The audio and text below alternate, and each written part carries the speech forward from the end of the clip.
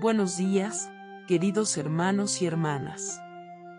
La palabra de hoy, jueves 21 de mayo de 2026, es de Salmos 150, versículo 2. Alabadle Dios por sus proezas, alabadle conforme a la muchedumbre de su grandeza.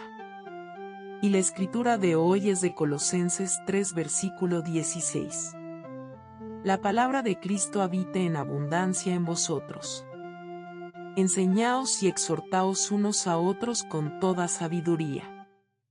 Cantad al Señor salmos, himnos y cánticos espirituales, con corazones agradecidos. Que tengan un día bendecido.